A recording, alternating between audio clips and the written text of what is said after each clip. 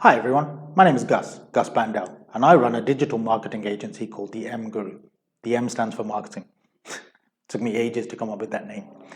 Now today I'm delivering a presentation called Who Gives a Fork, and basically it's all about the failures that I have suffered throughout my life, throughout my career, throughout my education.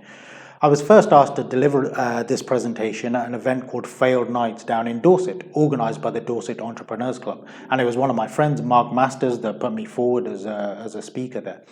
And I do lots of speaking gigs. I do lots of presentations. I'm always networking, always talking to people. And I always talk about things like LinkedIn or social media in general, or being a social superstar, or networking, or being a company of one, and all that kind of stuff. All that stuff comes as second nature.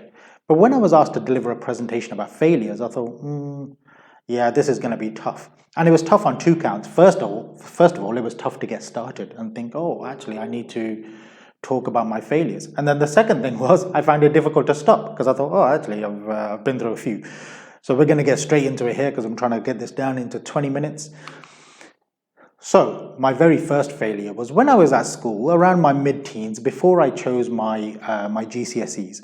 The careers advisor at school said to me, what would you like to do in life? And I said, having never really thought about it, I said, well, I'd love to be a fireman. That's pretty cool, right? And she thinks for a minute and she looks thoughtfully into the air. I remember this vividly. She looked thoughtfully into the air, and then all of a sudden she just looked at me and looked me dead in the eyes and said, you do realize that turbans are flammable, right? And I thought, okay, yeah, that's I never really thought about that. I mean, that's kind of like a blindingly obvious failure here. So I thought, okay, that's cool. She very quickly put a kibosh to my firefighting career. And because I was choosing GCSEs, I thought, right, what do I choose now? So I chose French. I was pretty good at French. I thought I could do French. It can't be that hard. You know, I was loving French. And it was around the time that Italian football was on TV. The Channel 4 had just got the rights to the Italian league, showing Italian football. There was a guy called James Richardson who basically just sat in a coffee shop drinking espresso, translating the sports paper, the Gazzetta dello Sport. He was just translating it for the audience. This was, Paul Gascoigne had gone to play for Lazio. It was really big news. And I thought, I could do what James Richardson was doing, but I'll do it for the French league because I'm really good at French. I thought, right, let's go with this. So I thought I could be a French football commentator. That would be fantastic, right? So in my GCSE, I did French and I was really good. I was expected to get an A. Obviously, I had to go on to do an A level if I wanted to pursue this as a career. I failed because I missed the grade I needed by 1 mark. Okay, and I know exactly where that mark was. Like I expected an A, I should have got a B, I ended up with a C, and I missed it by 1 mark. And it was in the French oral exam. So there's the lady on the cassette tape, as it was in those days.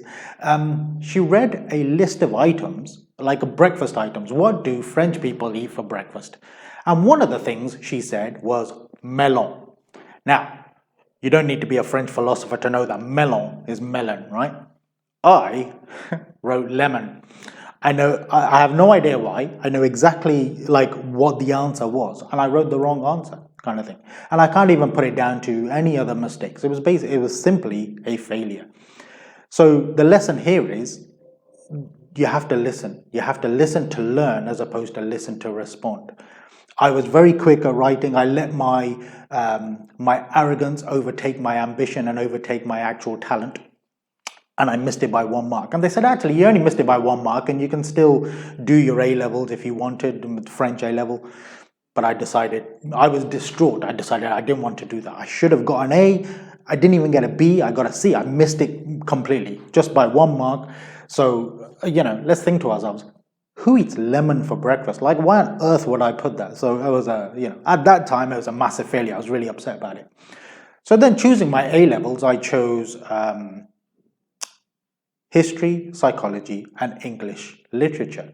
Now, one of the things, I was really good at history GCSE, so I decided to do it for A level. I asked my careers advisor, what can I use history A level for? And they said, oh, you can become a lawyer. So that's great. That's what I'll do. I'll become a lawyer. I'm going to be, the world's greatest solicitor. No problem. I'll do history A level. Now, this is quite a short story in terms of this failure because simply I failed the exam. I got an N or a U, I can't even remember what it was called in those days, unclassified, not classified, whatever. I completely failed. So that was out the window. So then, having done psychology A level, when I went to university, rather than do French, which I failed at, or rather than try and be a fireman, or rather than do history or law or anything like that, I decided to do psychology. I was really good at psychology A level and I loved it. So my psychology A level was brilliant. It was all about the theory. I was learning all about Carl Jung and Hans Eysenck and Sigmund Freud and all that. Fabulous. So I thought, right, that's what I'm going to do. I went to university and did a psychology degree. Now, the theory based of the A levels was completely different to the practical biology based learning of the university degree. And the bit that really changed for me, the time I realized that I don't think this is for me, is when, in particular, a professor walked in, white lab coat, he walked into the lecture theatre and he walked in with one of those, those chef's things with the dome where you put the food in and all that. He walked in with one of them and he kind of said, gather round, kids, everybody come round. So there was about 30 of us. We all gathered round him at the table and he put this thing down and he basically said, today, and he lifted it and there was a human brain in there. He said, today we're going to dissect a human brain. And I was like, yeah, I don't think this is for me. I'm not squeamish. That stuff doesn't bother me. But I just thought, I don't want to do that. I was happy with reading books. I'm happy doing the theory and all that kind of stuff. But the thing that really got me, and the thing 25 years later is still obviously bothering me, I should have asked him at the time, I never did. He had this chef's thing. He had a human brain. He was wearing a white lab coat, but in his top pocket, he had a spoon. Like, I have no idea why he had a spoon. It was really like, it proper freaked me out. And I just thought, this is really strange. He's walking around with this chef's thing and like a human brain with a spoon. I was like, that's weird. So at that moment, I decided, I don't think this is for me. So the lesson here is, you have to learn the practical. You have to be willing to do the practical as well as just the theory, okay? Learning the theory is all well and good. I mean, I've got lots of letters after my name. I got lots of education and all that kind of stuff. It doesn't really apply until you apply it, if you know what I mean. So that's the lesson I had for that. Now, so by this time, I'd pretty much exhausted the university prospectus. There wasn't really much else in there. I also did sociology for a little time. I mean, that's a whole separate conversation. I mean, I don't know if anybody has ever studied sociology. The thing that bothered me about sociology, there was no wrong answer, sorry. Everything was right. Like, whatever you write was right. It was very strange. Anyway, so having exhausted everything else in the prospectus, I stumbled across marketing and I thought, right, there's not much left here now. So I thought I'll do marketing. And at this point, I loved it. It became second nature. It was everything just became so easy. I could answer all the questions. I passed all the exams with flying colors and I thought, I love this. And I think it just goes to show the kind of things that we're into and the kind of things that we should be doing. And I think so rather than a failure, one of my life lessons here is, as the old cliche goes, once you find something that you love, you never have to work again. So I think it takes time to get to that point where you think, okay, I'm going to love something. Okay, so I passed my degree, I did really well, and then I went on to get a job. However, I couldn't find a marketing job, not for love nor money. Nobody would employ me in marketing because I was fresh out of university. Everybody else had got experience or was older than me or had gap years and all that kind of stuff. I didn't have any of that stuff. What my CV showed was that I've studied a number of things.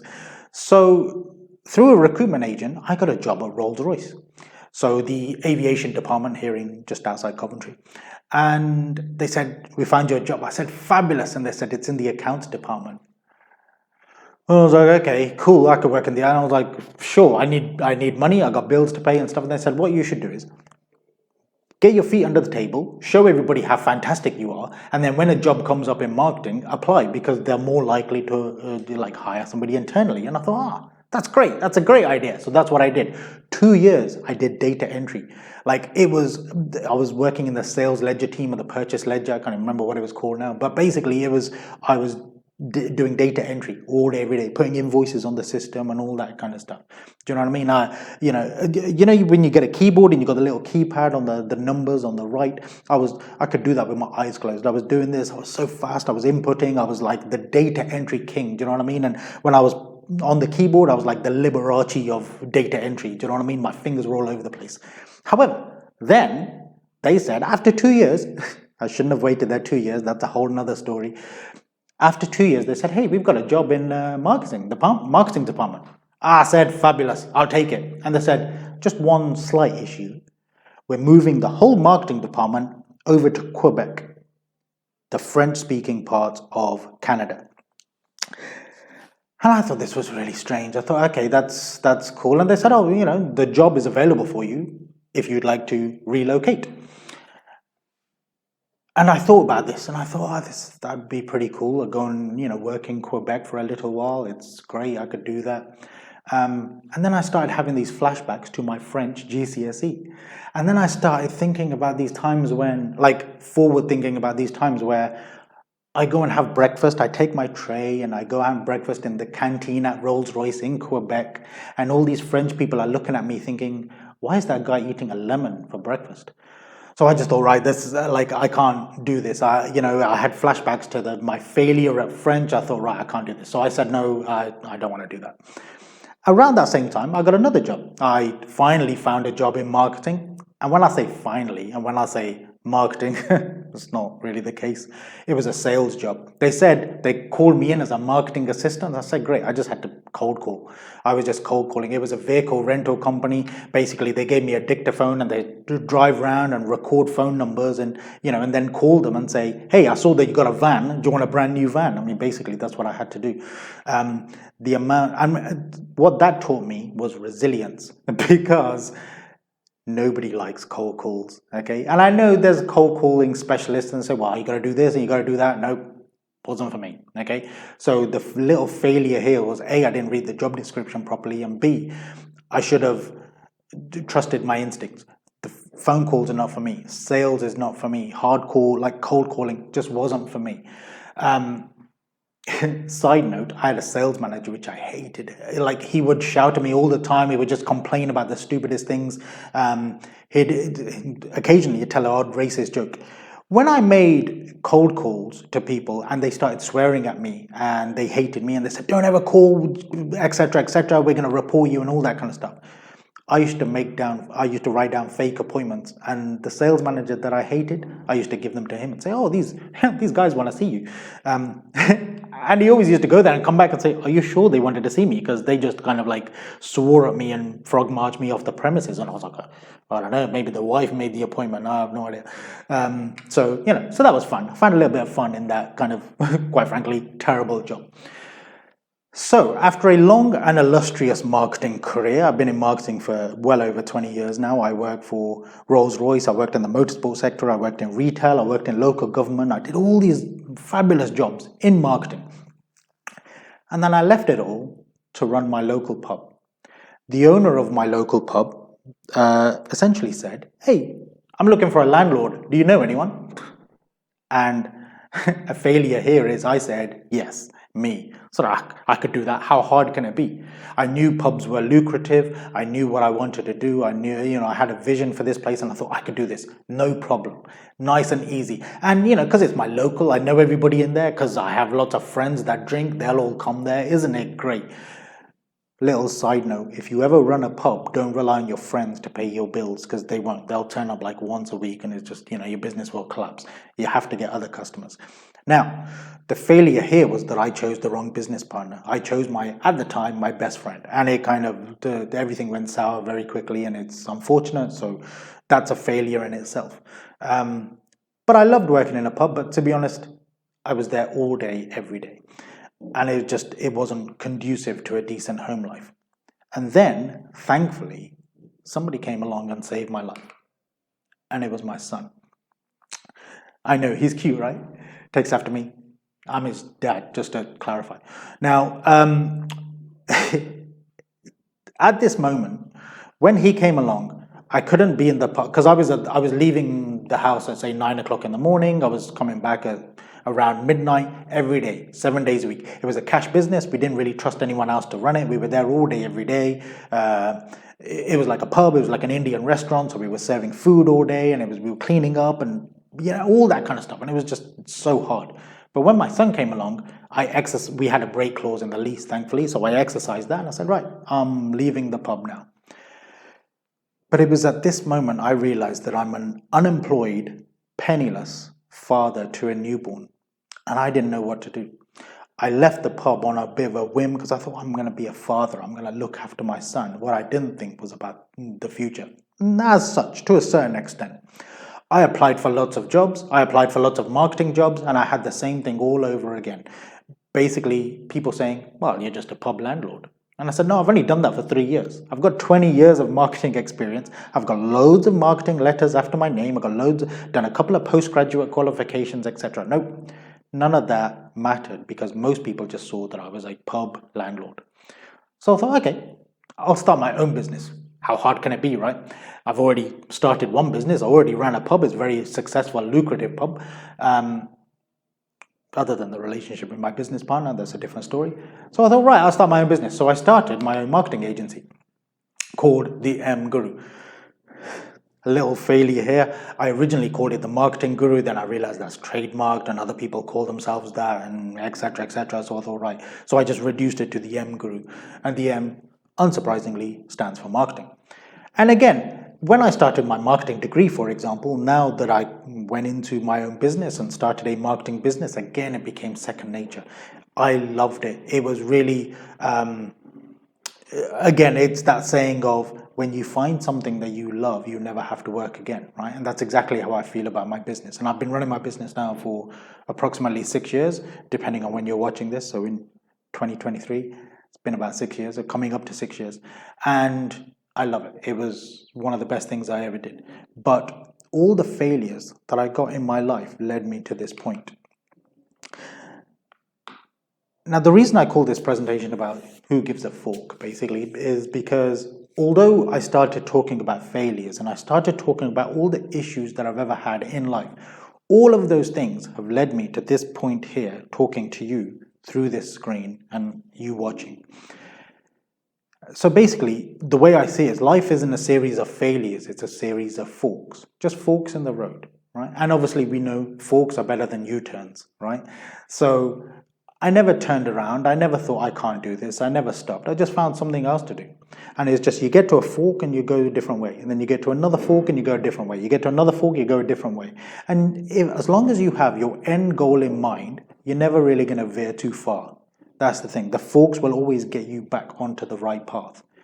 So life isn't a linear, it's not like a straight road. You know, we're not Romans. It's kind of like, there's the goal, I'm going to hit that goal, we're done. There's lots of things along the way, lots of things that get in our way.